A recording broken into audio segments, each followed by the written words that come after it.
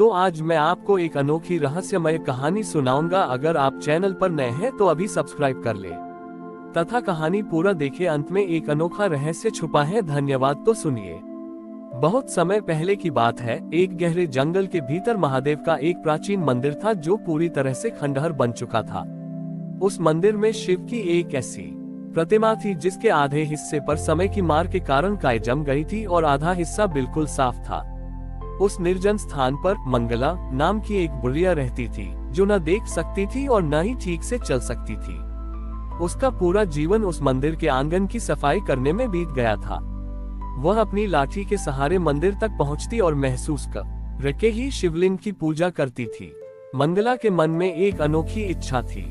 वह चाहती थी कि वह महादेव को प्रकाश का उपहार दे।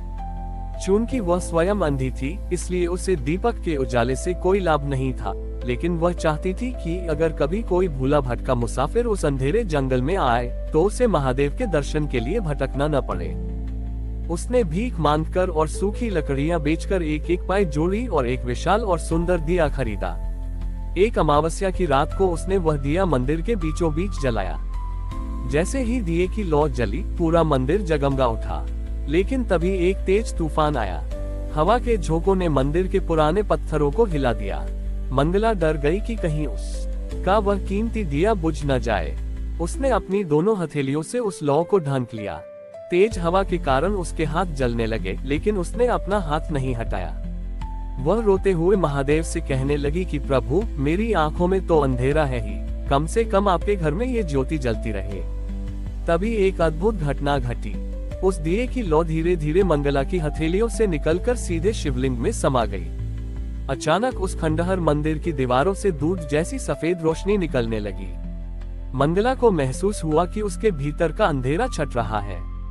उसने पहली बार अपनी आंखें खोली और पाया कि उसकी दृष्टि वापस आ गई है। लेकिन सामने कोई पत्थर की मूर्ति नहीं थी, बल्कि साक्षात महादेव खड़े थे, जिनके मस्तक पर चंद्रमा की शीतलता थी। महादेव ने मंगला का जला हुआ हाथ अपने हाथ में लिया और वह घाव तुरंत भर गया। महादेव बोले कि मंगला, लोग मुझे चढ़ाने के लिए बाहर की रोशनी लाते हैं, लेकिन तुमने अपनी पीड़ा को जलाकर मेरे लिए करुणा का प्रकाश बनाया। जो दूसरों के मार्ग को आलोकित करने के लिए स्वयं को तपाता है, वही मेरा सच्चा अंश है। महादेव ने उस खंडहर को एक दिव्य ज्योतिर्मय धाम में बदल दिया। उस दिन के बाद से उस मंदिर का नाम ज्योतिर्मय शिव पड़ गया। मंगला ने अब अपनी नई आंखों से केवल मंदिर ही नहीं, बल्कि उस जंगल के हर पेड़ पौधे और जीव में शिव को देखना शुरू कर दिया। ये कहानी हमें सिखाती है कि सच्ची रोशनी हमारी आंखों में नहीं, बल्कि हमारे उस संकल्प में होती है जो दूसरों के अंधेरे को दूर करने के लिए लिया जाता है। मंगला की उस दिव्य ज्योति की चर्चा हवा के झोंकों के साथ चारों दिशाओं में फैल गई। दूर दराज के नगरों से लोग ये देखने आने लगे कि कैसे एक बूढ़ी महिला की भक्ति ने एक खंडहर को प्रकाश के पुंज में बदल दिया था। लेकिन इस ख्याति के साथ एक नई चुनौती भी आई। उस राज्य का सेनापति बहुत ही महत्वाकांक्षी था। उसने सुना कि मंदिर में एक ऐसी ज्योति जलती है जो कभी नहीं बुझती और उसकी चमक से कीमती रत्न भी फीके पड़ जाते हैं। सेनापति को लगा कि उस मंदिर में कोई गुप्त खजाना छिपा है। वह अपने सैनिकों के साथ मंदिर पहुंचा और मंगला से कहा कि यह मंदिर अब राज्य की संपत्ति है और तुम यहाँ से चली जाओ। मंगला ने शांति से उत्तर दिया कि बेटा, ये स्थान किसी व्यक्ति का नहीं, बल्कि महादेव का है और यहाँ का प्रकाश केवल प्रेम से मिलता है, बल से नहीं। सेनापति ने उपहास किया और सैनिकों को आदेश दिया कि उस मुख्य दिए को उठा लिया जाए। जैसे ही एक सैनिक ने उस दिए को छूने की कोशिश की, वह दिया साधारण मिट्टी का बन गया और उसकी लौ बुझ गई। पूरे मंदिर में फिर से वही प्राचीन अंधेरा छा गया।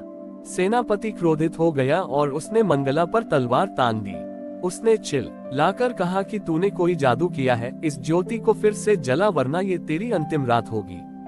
मंगला बिल्कुल नहीं डरी। उसने अपनी आंखें बंद की और महादेव का स्मरण किया।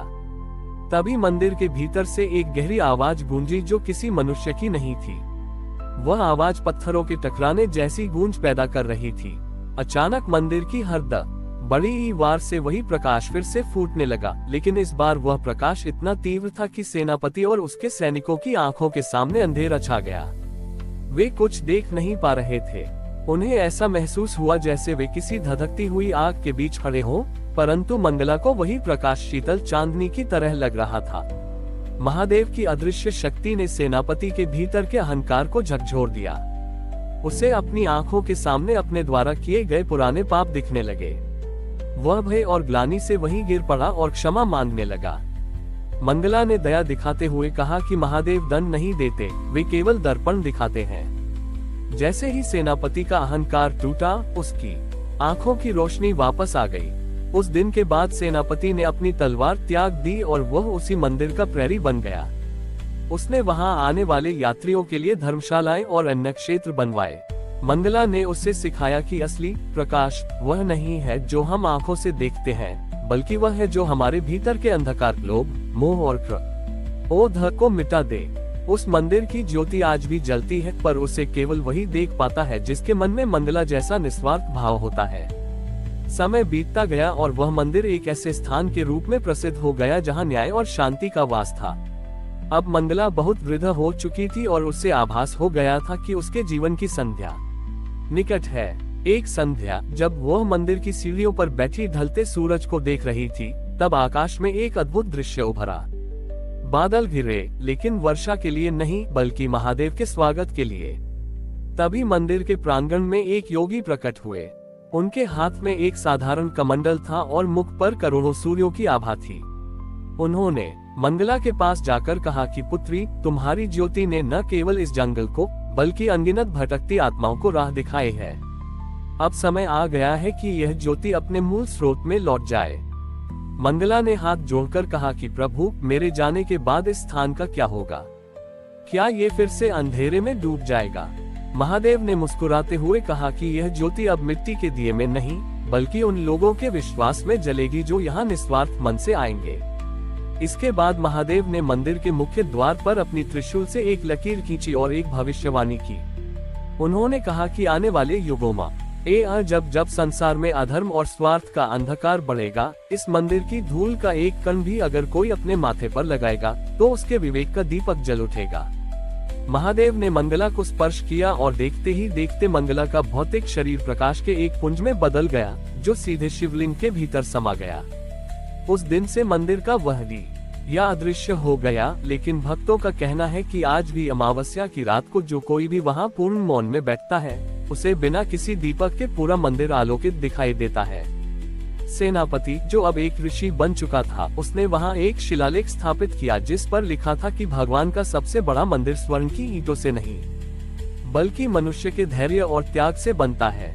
वह मंदिर आज भी हिमालय की किसी गुप्त घाटी में स्थित माना जाता है, जहां केवल वही पहुंच सकता है जिसने अपने भीतर के क्रोध और लोभ को जीत लिया हो।